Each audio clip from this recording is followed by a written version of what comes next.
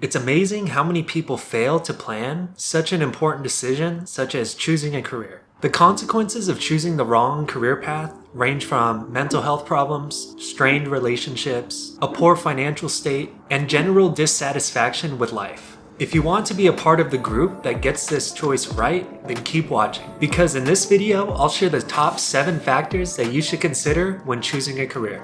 So let's get into it. What's up everyone? This is Brandon Hill and welcome back to my channel where we share content to help young professionals develop personally, professionally, and financially. Today we're talking about choosing a career path. We have 7 factors, so let's jump into the first one, your personality.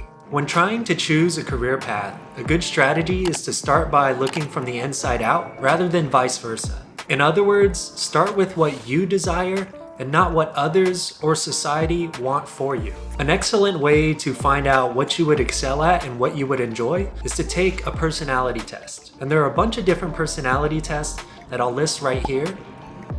And any one of these could help you understand who you are, how you work, and the careers that would suit you best. A personality test might break down your strengths, your weaknesses, and where you would work ideally. And while this isn't absolute science, the accuracy of these tests are pretty remarkable, and ultimately it could help you narrow down the path that you decide to choose for your career.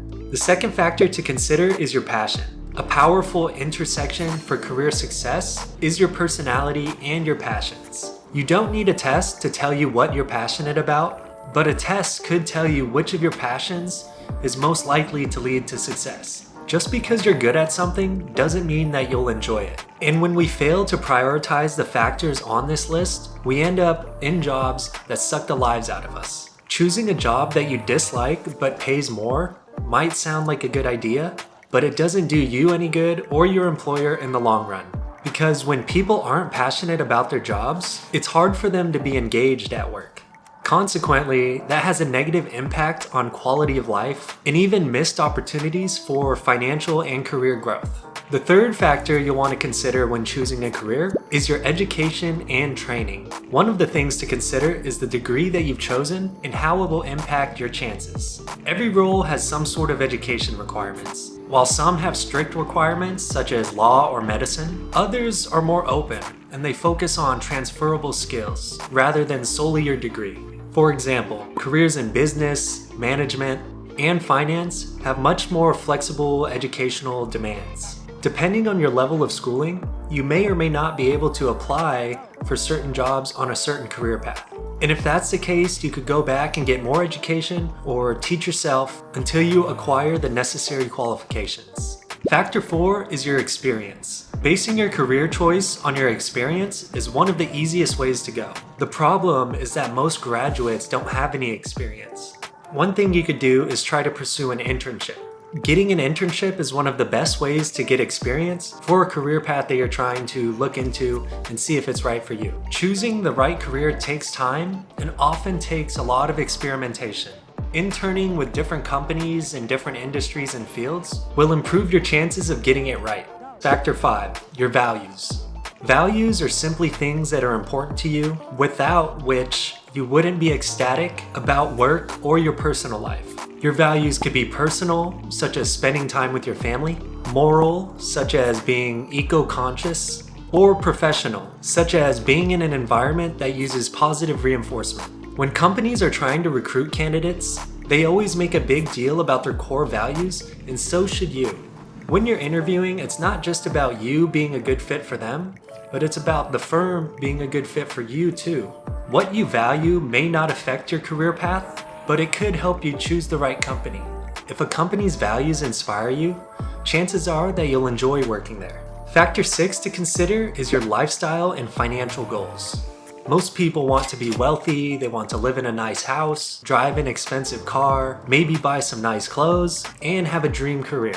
If this isn't you, then you could work anywhere and you could be fine. But if this is you, then it's important to factor this in when you're choosing a career. And there's absolutely nothing wrong with trying to work in an industry or in a career that pays you a lot of money. What you should consider though is what you'll be sacrificing from your life and your time to get that money and to get that income. Do you want an active social life? Are you okay with long work hours? Are you willing to travel? And are you willing to sacrifice certain things in order to be successful?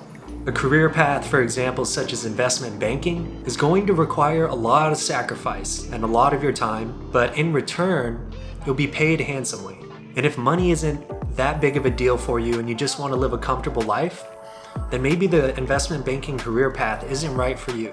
Here's the great thing about careers and compensation. When you're great at what you do, you'll eventually reach this point where you're out earning others that are in supposedly higher paying fields. When you do work that you love and that aligns with you and your values and your lifestyle, you're going to rise through the ranks a lot faster.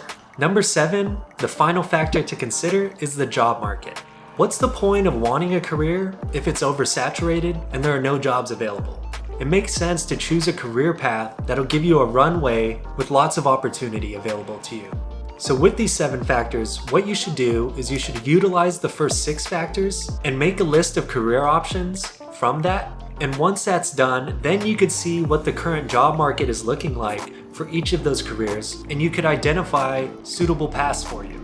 Let's say, for example, you've narrowed down your career path to either accounting or finance. Based on your personality test, experience, values, etc., you've determined that you would be great at either of them. You could then research the different jobs in these 2 fields and identify where there's demand and where you could be paid a high salary. You might find that financial analysts are in a higher demand than accounting associates. In that case, maybe finance might fit better for you.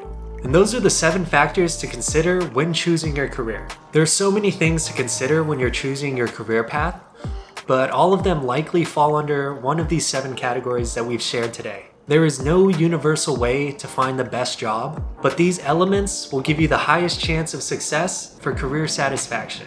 If you end up on a career path that you don't like, learn from it, grow, refine your strategy, and move on to another career path. Don't worry about changing jobs because everyone does this plenty often, and yet their careers stay on track and get better. If you enjoyed this video, could you help me out by liking it and subscribing, and maybe commenting which of these 7 factors stood out to you the most? In the meantime, I'll get working on the next video. I'll see you then.